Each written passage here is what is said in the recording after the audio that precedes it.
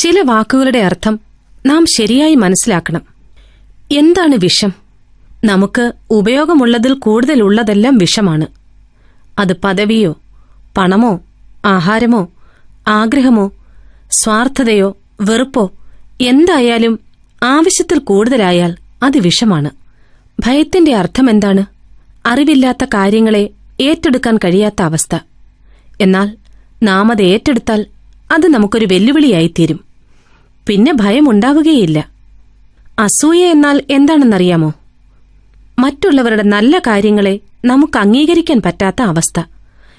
നല്ല കാര്യങ്ങളെ നല്ലതായി തന്നെ അംഗീകരിച്ചാൽ അസൂയ നമ്മുടെ 7 അയലത്ത് പോലും വരില്ല. കോപത്തെപ്പറ്റി പറയട്ടെ. നമ്മുടെ നിയന്ത്രണത്തിനതീതമായ കാര്യങ്ങളെ നമുക്ക് അംഗീകരിക്കാൻ കഴിയാത്തൊരവസ്ഥയാണത്. എന്നാൽ അതിനെ അംഗീകരിച്ചാൽ നമ്മിൽ സഹിഷ്ണുത എന്ന സ്വഭാവം വളരാനിടയാക്കും. എന്താണ് വെറുപ്പ്?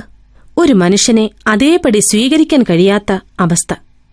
യാതൊരു മുൻവിധിയുമില്ലാതെ അയാളെ അതേപടി അംഗീകരിക്കാൻ കഴിഞ്ഞാൽ വെറുപ്പ് സ്നേഹമായിത്തീരും. ആവശ്യത്തിലധികമായി നാം ഒന്നിനെയും ആഗ്രഹിക്കുകയുമരുത്. ഒന്നും കയ്യിൽ വെച്ചുകൊണ്ടിരിക്കുകയുമരുത്. നമുക്കറിയാത്ത വിഷയങ്ങളെ ഓർത്ത് ഭയപ്പെടാതെ ധൈര്യത്തോടെ ഏറ്റെടുക്കണം. മറ്റുള്ളവർ ചെയ്യുന്ന നല്ല കാര്യങ്ങളെ കണ്ട് നാമും അപ്രകാരം നല്ല കാര്യങ്ങൾ ചെയ്യുന്നവരായി തീരണം. നമുക്ക് അംഗീകരിക്കാൻ കഴിയാത്ത കാര്യങ്ങളെ ഓർത്ത് ദേഷ്യപ്പെടാതെ അത് ക്ഷമയോടെ സഹിക്കാൻ നമുക്ക് കഴിയണം.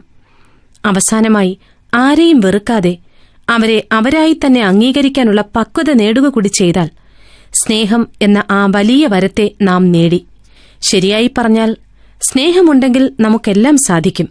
സുഹൃത്തേ, താങ്കൾ ഇപ്രകാരമായി തീരുവാൻ ശ്രമിക്കുമോ?